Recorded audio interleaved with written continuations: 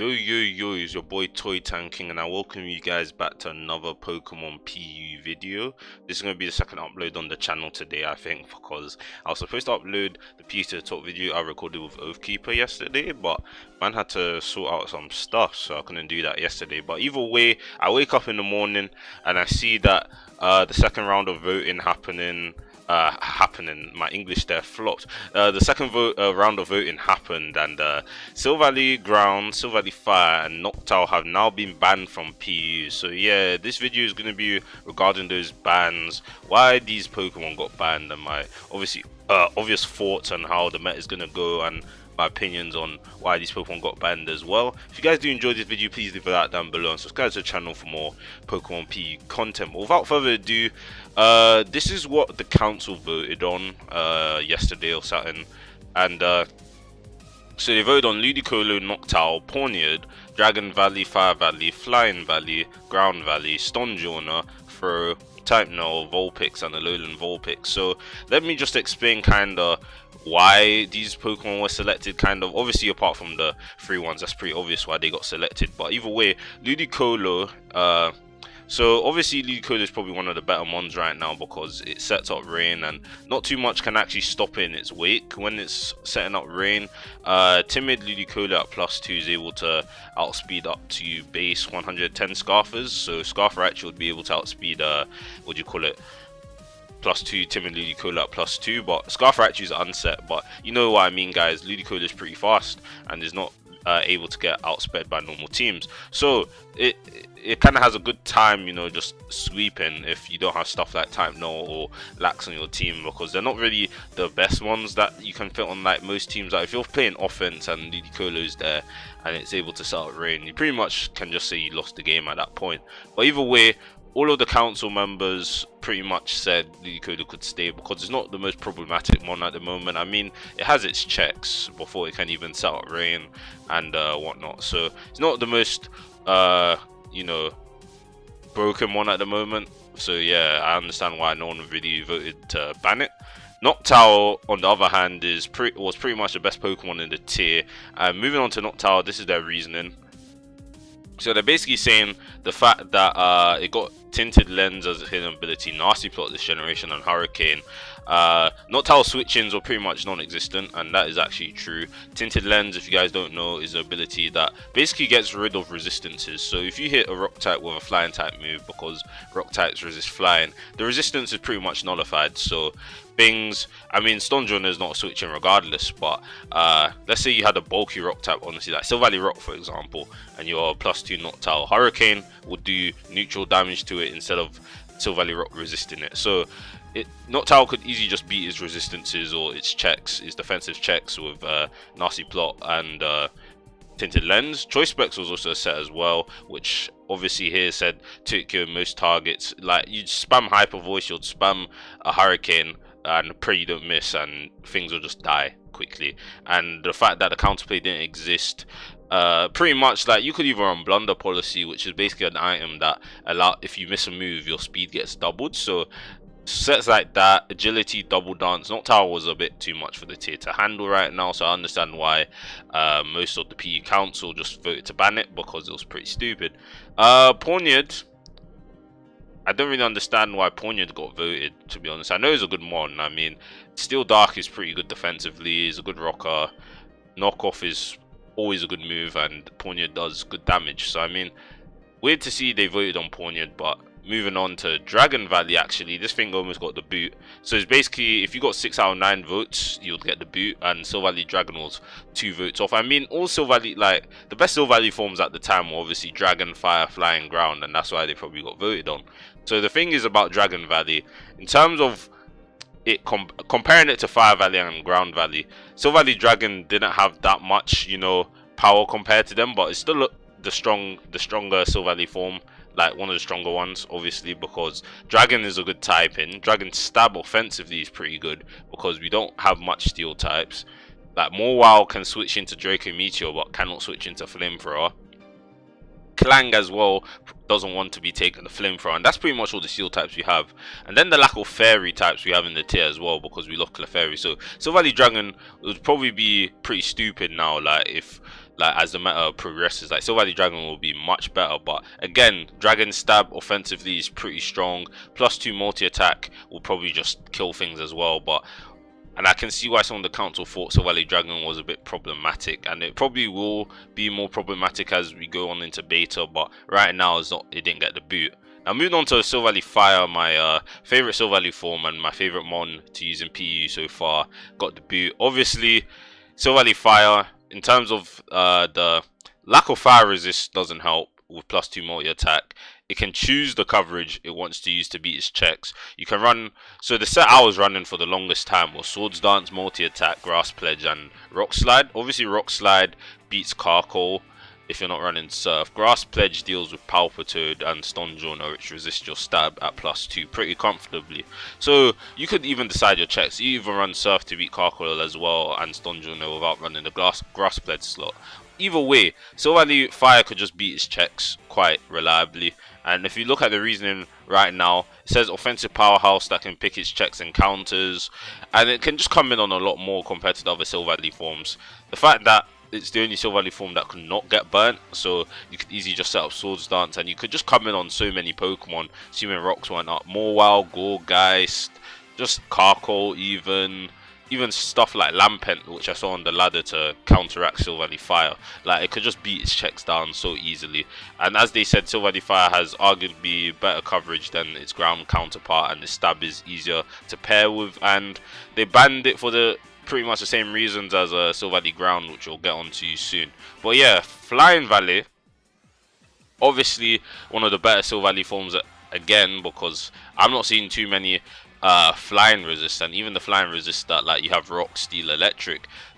None of the electric types want to be switching into a +2 multi attack outside of Pincurchin, I believe. Like main and Raichu just get 2-hit killed by multi attack at +2.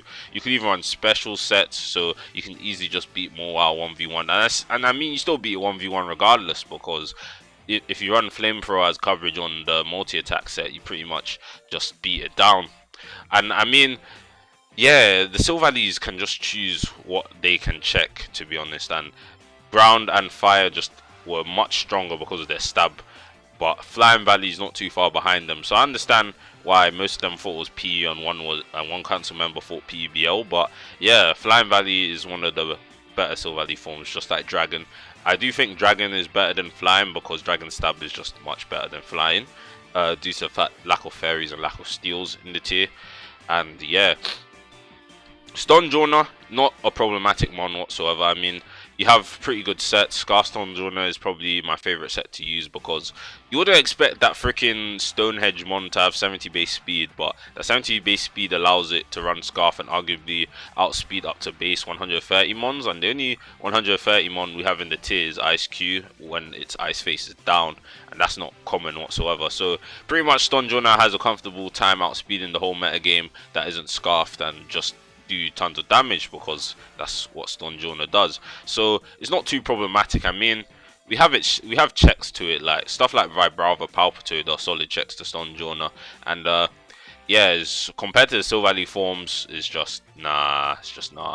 Wait, I completely forgot to do Ground Valley, but yeah, moving on to Ground Valley, obviously probably the strongest Silvally form prior to its ban, just because you could run SD multi attack and rock slide, and you're hitting everything in the entire tier. Plus Flamethrower, Ice Beam, U-turn, and you can just decide what you want to be. And for a wall breaker and sweeper like that, that was just too problematic to the tier. Like if you had a team that Silvally-Ground was accustomed to, then +2 multi attack would just kill things. Its coverage would kill things. You could even run Flame Charge as well to just absolutely demolish teams. And looking at the reasoning here, is excellent glue, and it is glue because Ground defensively has the immunity to electric. So if you need to stop the electrics from volt switching around on your team, then Silvally-Ground was perfect. And they noted that multi-attack is essentially a stronger Earthquake, which it is because, you know, multi-attack got buffed to 120 base power. So the coverage they mentioned, Ice Beam, Rock Slide, obviously very good coverage. Combine this all with U-turn plus Parting Shot, and yeah, you could just, if something's in and it checks Ground Valley and you don't have the right coverage, you just U-turn.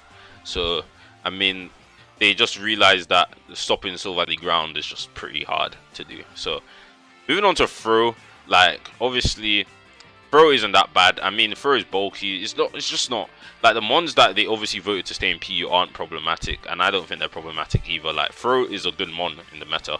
Type Null on the other hand, Type Null's not broken. I mean, I hate facing it because it's just really bulky, but it's not really that broken to me. Like I hate facing it. Like don't get me wrong, Type Null is very jarring if you don't really have things to it, and the only solid things that can beat down Type Null, obviously SD Silvally forms, throw for example, grab locked if it's offensive and whatnot.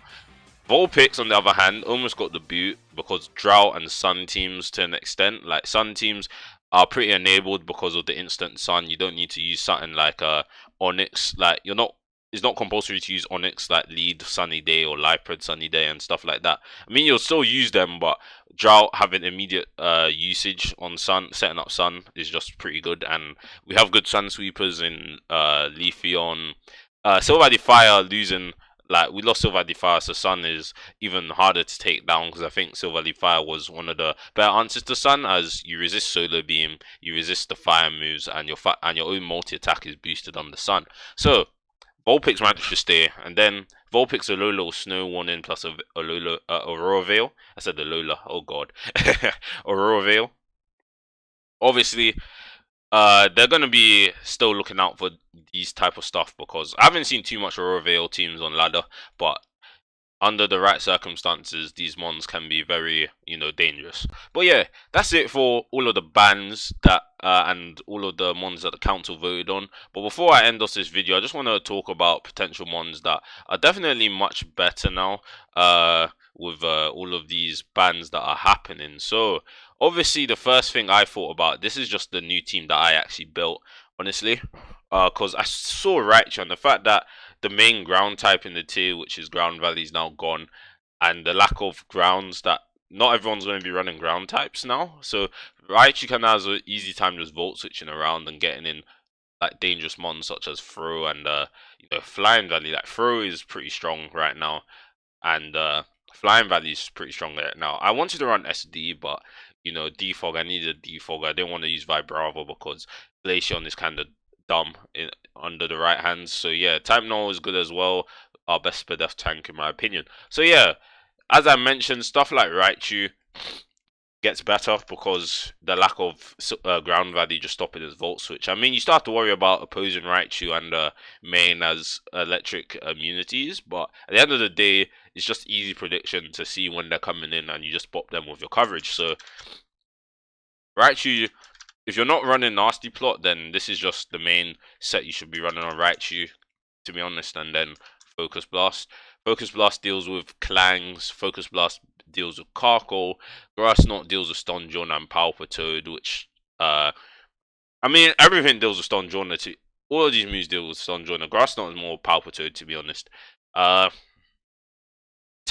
Electric types are one main. Obviously, main is the next electric type that we could be talking about. Main is still running the same moves it always does: Volt Switch, Thunderbolt, Overheat, Flamethrower, and Switcheroo if you're running Choice, or just Hyper Voice if you're running something like Specs, for example. Because Switcheroo isn't a necessity, but if you want to beat down like more defensive mons, cripple them like Type Null, Type Null wouldn't like to have a Choice Specs. So yeah, either Switcheroo or Hyper Voice in the last slot. Also, another one I think like just gets a bit better now. Honestly, like all the base 95s, like all the other Silvally forms are gonna be rising up, obviously, because we lost Ground and Fire. So obviously, Dragon Valley is gonna be on people's radars. Flying Valley is going to be on people's radars. And the more underrated Silvally forms that couldn't see usage because of Ground Valley just dominating the tier. Obviously, Electric, Speed Time Ground, and just getting bopped by multi attack. Electric Valley could see more usage. Ice Valley, I mean, all of these have potential to just do good. Maybe outside of Bug, but I see Rock becoming better now because of Ground Valley leaving. So yeah, all of these unexplored Silvally forms will probably see more usage, and we'll see how the meta develops. I'm pretty excited to see where this goes. But yeah, I hope you guys did enjoy this video. Please leave a like down below if you guys did enjoy this video, and subscribe to the channel for more PU videos. Yeah, as I said, double upload today, so the first video that's coming up is you to the top episode of Oathkeeper, and then this will be coming after it. So yeah, hopefully you guys watch that as well. I will link it in this video. But yeah, I'll see you guys in the next one. Peace.